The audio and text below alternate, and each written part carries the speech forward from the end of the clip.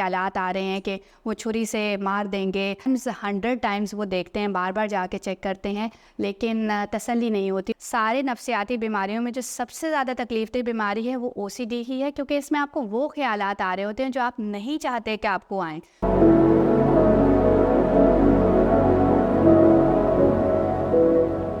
अस्सलाम वालेकुम, मेरा नाम डॉक्टर हुमा असलम है। मैं कंसल्टेंट साइकियाट्रिस्ट हूँ और जिन्ना हॉस्पिटल लाहौर में एज ए कंसल्टेंट साइकियाट्रिस्ट काम कर रही हूँ।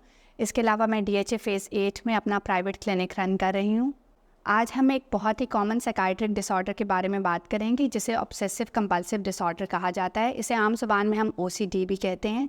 अगर देखा जाए तो इसके 2 पार्ट्स हैं, एक ऑब्सेशंस का पार्ट है और एक कंपल्शंस का पार्ट है। ऑब्सेशंस बेसिकली कुछ ख़यालात हो सकते हैं, कुछ वहम वसवसे हो सकते हैं, कुछ सोचें होती हैं जो हमें बार बार आती हैं। हम इनसे अच्छा खासा परेशान होते हैं, पर इन ख़यालात पे हमारा कोई कंट्रोल नहीं होता। हम इनको झटकने की कोशिश करते हैं, पर चाहते हुए भी हम इनको झटक नहीं पाते। जैसे कुछ लोगों के जहन में ख़यालात आ सकते हैं कि वो किसी को मारना चाहते हैं, अपने बच्चों को या बीवी को मारना चाहते हैं। उनको बार बार ये ख़यालात आ रहे हैं कि वो छुरी से मार देंगे या किसी नोकदार चीज़ से वो किसी को नुकसान पहुंचा देंगे। तो ये ख़यालात बहुत परेशान कौन होते हैं, वो असल में ऐसा करना नहीं चाह रहे होते, लेकिन उनको बार बार ऐसे ख़यालात आते हैं। कुछ तस्वीरें आ सकती हैं, कुछ इमेजेस आ सकती हैं जो पुरतशद्दुद होती हैं, जिनसी होती हैं और उनसे अच्छी खासी परेशानी होती है। वो नहीं चाह रहे होते कि उनको वो तस्वीर दिखाई दें, वो इमेजेस दिखाई दें, पर उनको बार बार आ रही होती हैं। इस तरह ऐसा लग सकता है कि उनके हाथ गंदे हैं, वहम वसवसे आ सकते हैं, हाथ गंदे, हालांकि पता होता है कि हाथ साफ़ हैं, लेकिन बार बार ये ख्यालात आ रहे होते हैं कि हाथ गंदे हैं, इन पे जरासीम लग गए हैं और इनको धोने की ज़रूरत है। इसी तरह ये ख़यालात आ सकते हैं कि कुंडियाँ ताले सही से बंद नहीं हैं और पैसे सही तरह से नहीं गिने या कोई काम सही तरह से नहीं किया। फिर तरतीब के बारे में ख़यालात आ सकते हैं कि चीज़ें एक ख़ास तरतीब में पड़ी होनी चाहिए, और इन ख़यालात की वजह से जो अच्छी खासी परेशानी होती है उसको कम करने के लिए ये बार बार कुछ काम करते हैं जिन्हें कंपल्शंस कहा जाता है। जैसे कि अगर ख़यालात आ रहे हैं कि मैं अपने घर वालों को कोई नुकसान पहुँचा सकता हूँ, बार बार ये ख़यालात आ रहे हैं, तो वो घर वालों से थोड़ा दूर रहना शुरू कर देंगे। अपने पास से कुछ ऐसे आलात जिनसे वो नुकसान पहुंचा सकते हैं, जैसे छुरियों से दूर रहेंगे। कुछ इस तरह की चीज़ें जो नुकसान का बायस बन सकते हैं उनके पास नहीं जाएंगे। किचन में जाने से गुरेज करते हैं, या कोई भी ऐसी चीज़ जिससे नुकसान पहुंचने का अंदेशा होता है उसे नहीं उठाते। फिर इसी तरह अगर ख़यालात आ रहे हैं, कुछ जिनसी इमेजेस बन रही हैं या पुरतशद्दुद इमेजेस बन रही हैं ज़हन में, तो वो उस ख़याल को किसी अच्छे ख़याल से रिप्लेस करने की कोशिश करते हैं। इसी तरह अगर बार बार ख़यालात आ रहे हैं कि हाथ गंदे हैं, तो वो बार बार हाथ धोते हैं, बल्कि इतना ज़्यादा हाथ धोए जाते हैं कि अक्सर घंटों वो वॉशरूम में रहते हैं और कोई और काम कर नहीं पाते। उनके हाथों की स्किन ऊपर से ख़राब हो जाती है, लेकिन क्योंकि ख़्याल बार बार आ रहे हैं और उसकी परेशानी को कम करने के लिए वो बार बार हाथ धोए चले जाते हैं। इसी तरह अगर ख़्याल आ रहे हैं कि कुंडियाँ ताले सही से बंद नहीं, तो बार बार जाके देखेंगे। ये 1-2 दफ़ा देखना नहीं होता, ये समटाइम्स 100 टाइम्स वो देखते हैं, बार बार जाके चेक करते हैं, लेकिन तसल्ली नहीं होती और बार बार जाके देखना पड़ता है उस एंग्जाइटी को कम करने के लिए जो इन ख़यालात की वजह से आ रही है। इसी तरह अगर है कि पैसे सही से नहीं गिने, तो बार बार पैसे गिनते रहेंगे और बार बार चेक करेंगे। ये जो है इसी तरह के कुछ मज़हब के बारे में अजीबो-गरीब ख़यालात आ सकते हैं, मज़हबी शख्सियात के बारे में अजीबो-गरीब ख़यालात आ सकते हैं, कुछ जिनसी ख़यालात आ सकते हैं। उन चीज़ों को कम करने के लिए ये बार बार कुछ फिर ऐसी चीज़ें करते हैं, जैसे ला हौला वला कुव्वता पढ़ेंगे, या कुछ इस तरह का कोई कलमा पढ़ेंगे, या दाएं तरफ बाएं तरफ थूक दिया। कुछ ऐसे रिचुअल्स बना लेते हैं ताकि उन ख़यालात से जो परेशानी जनरेट हो रही है उसको कम कर सकें।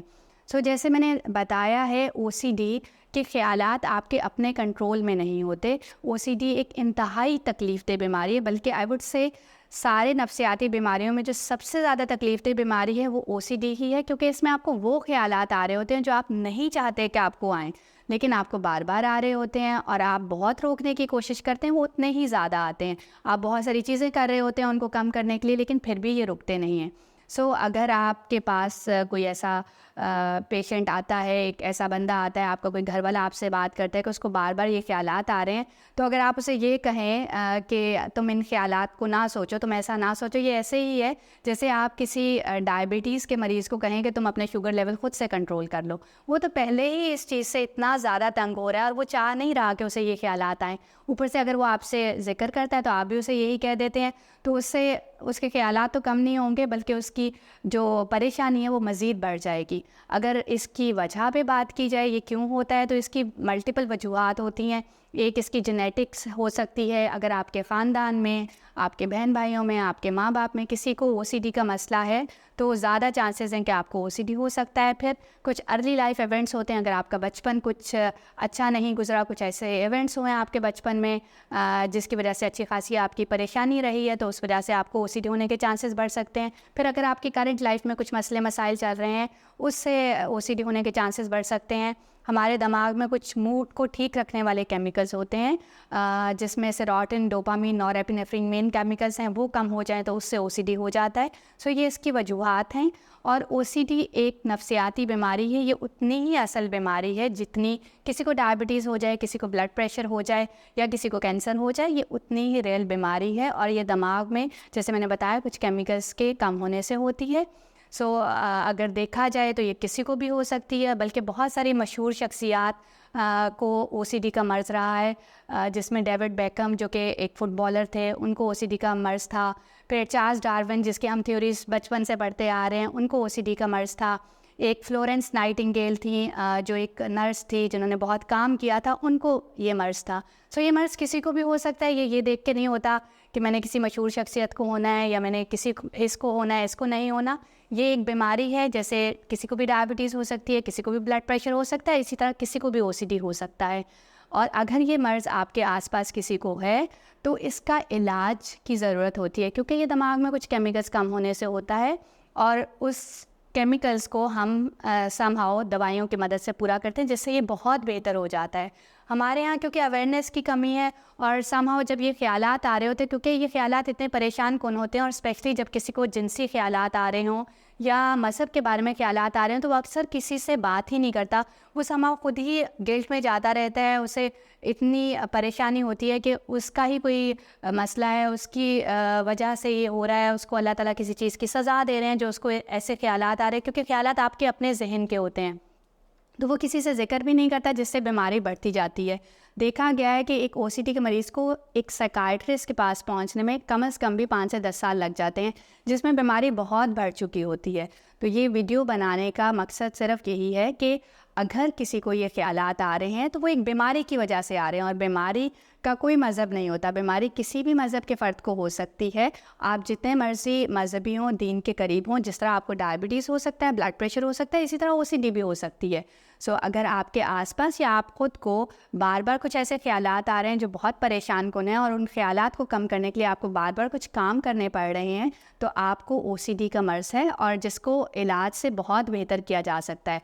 जितना जल्दी आप इलाज शुरू कर देंगे उतना ही जल्दी बेहतर हो जाएंगे। और जब हम दवाइयाँ स्टार्ट करते हैं वो कुछ अरसा चलती हैं, लेकिन अगर आप जितना जल्दी डॉक्टर के पास जाएंगे, साइकाइट्रिस्ट के पास जाएंगे, दवाइयाँ उतना ही जल्दी ख़त्म भी हो जाएंगी। अगर आपको ओसीडी का या आपके आसपास किसी जानने वाले को ओसीडी का मर्ज़ है तो प्लीज़ प्रोफेशनल हेल्प लीजिए, डिले ना कीजिए, क्योंकि जितना आप डिले करते रहते हैं उतना ही उसका इलाज का जो प्रोग्नोसिस है वो पूरा होता चला जाता है। अगर आपको मेरे से अपॉइंटमेंट बुक करनी है तो आप आपका मुआलिज के थ्रू अपॉइंटमेंट बुक कर सकते हैं। नीचे नंबर्स आ रहे होंगे, डिटेल्स आ रही होंगी, वहाँ से आप रब्ता करके अपॉइंटमेंट बुक कर सकते हैं। Thank you very much.